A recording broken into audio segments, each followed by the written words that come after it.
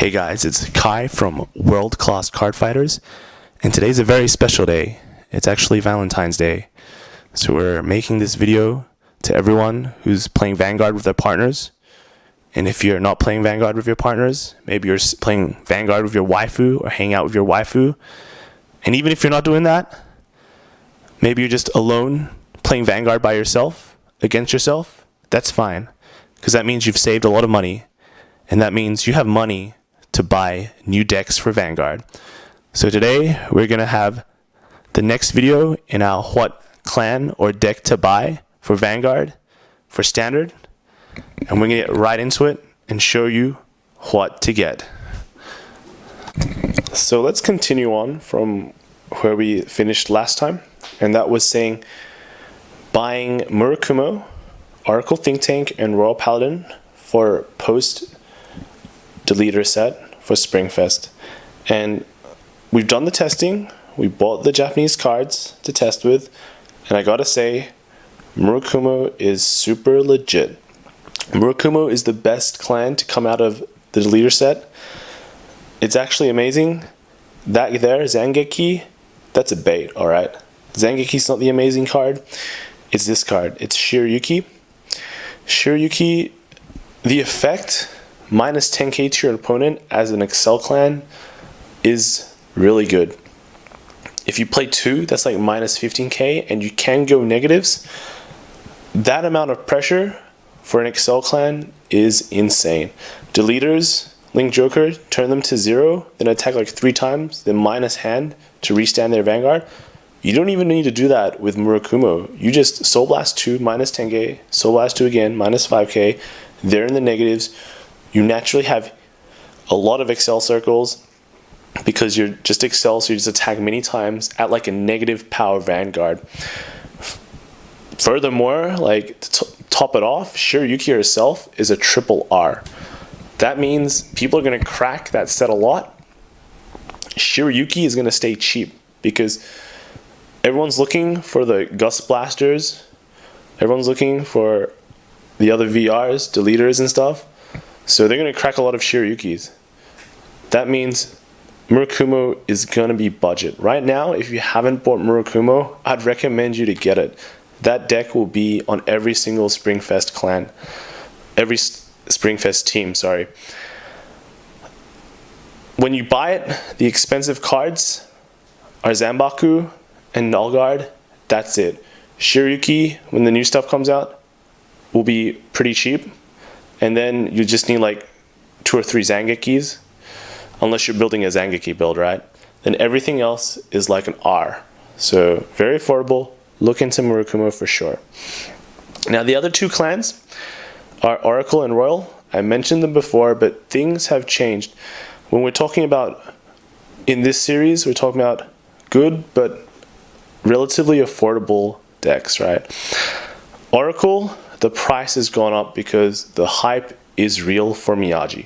The Null Guards are now like $7. So when you're building the Miyagi deck, you're pretty much just upgrading from the old deck. So you're going to need a lot of old cards, and that stuff is still quite expensive. And to top it off, Protect is just not in a great place at the moment because Excel has gotten buffed. So playing Protect, your 2 real choices are like Oracle and Angel Feather, alright? Now, right now the prices for Angel Feather and Oracles is quite similar, right? But you're going to have to remember, you're going to need to upgrade Oracle, and you're not going to need to upgrade Angel Feather. Angel Feather had a not great showing at Worlds. It just got massacred by all the Great H's there because everyone's afraid of that deck. There's a reason why people are afraid of it, and it's still a strong deck in the right hands. For Springfest, you can take it with you, and it'll be quite affordable, all right? The other deck that I talked about was Royals. Royals, same situation. You need to buy the Cox, all right? And when I mean Cox, you need to buy King of Knights Alfred, and then you're going to need to buy Exculpate. And those 2 cards is going to spike the price up a lot. Exculpate is surprisingly expensive because the supply is low. People do not crack that set.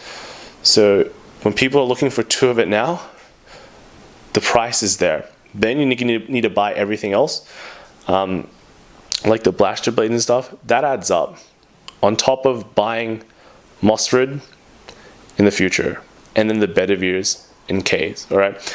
If you don't have this clan, it's getting expensive. If you do have it, lucky to you. Funny tidbit for Valentine's Day specifically, you replace the Akanes with Bedivere and Ks. So you actually have more guys in the deck now.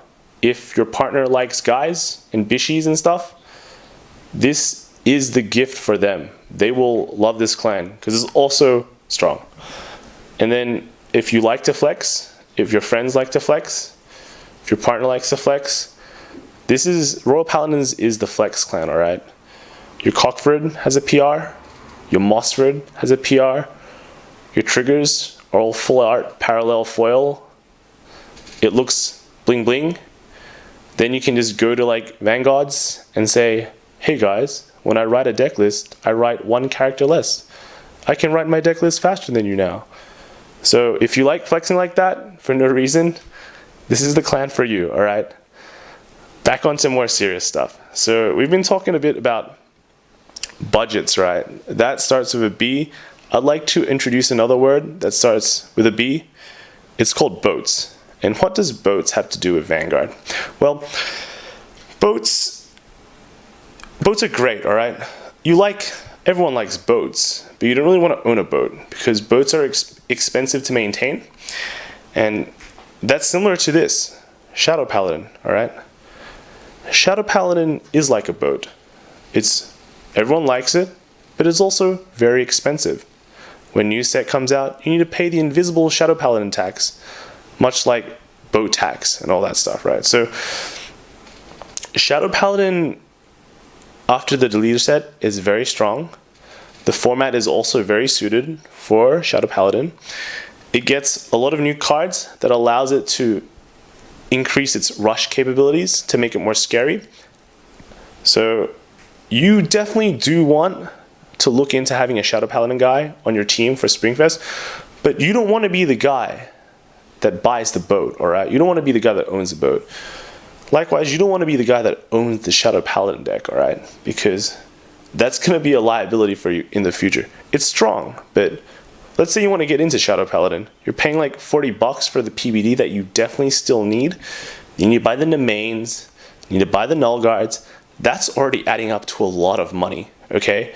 And that's before you pay more Shadow Paladin tax from the new set. So, long story short, don't own the boat, make friends with people who own boats.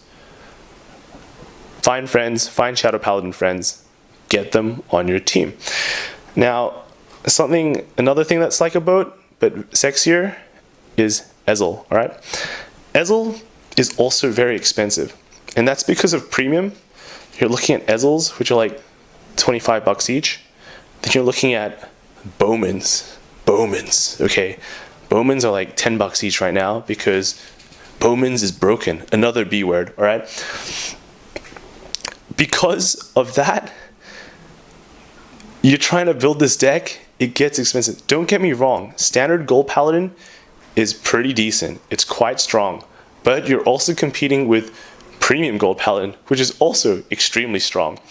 If you play premium, you can make a lot of friends by buying Gold Paladin because you like fill up 2 slots, but then you might also lose a lot of friends because then people like flip a coin and you go first as Gold Paladin premium and just go to the next game. Just go to the next game, all right? So I'm not recommending this from a price perspective, these 2 clans, just because they cost a lot of money, all right? Now let's say you don't really want to invest in Cox or PBDs, but you really want a Force clan. I'll show you the Force clan, right, that I think is super budget at the moment.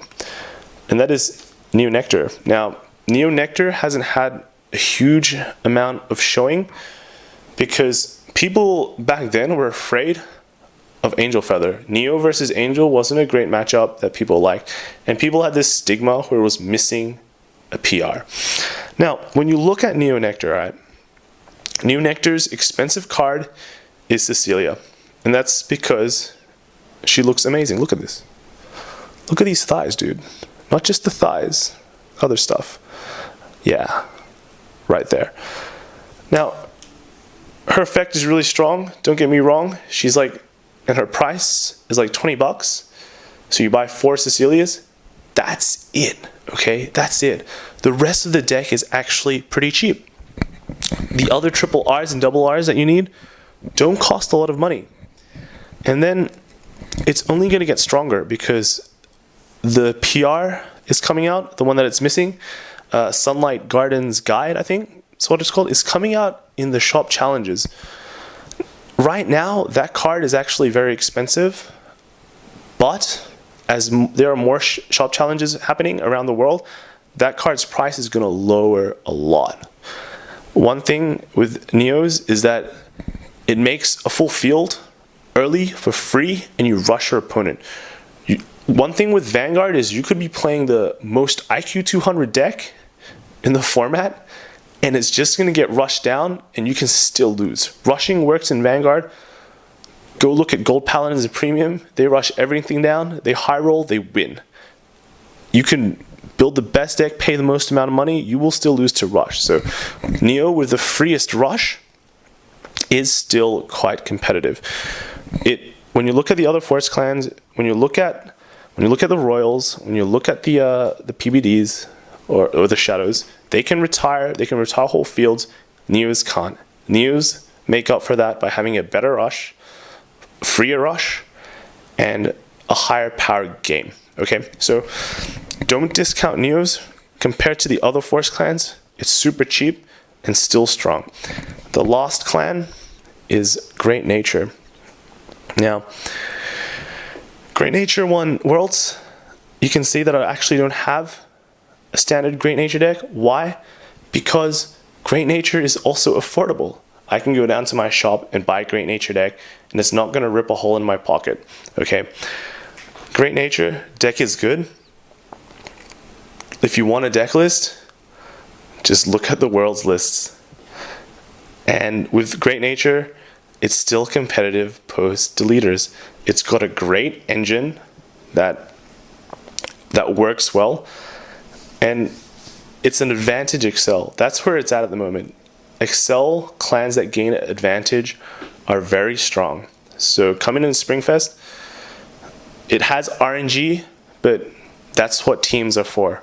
Great Nature, affordable, and strong decks. That's what we're looking for, right?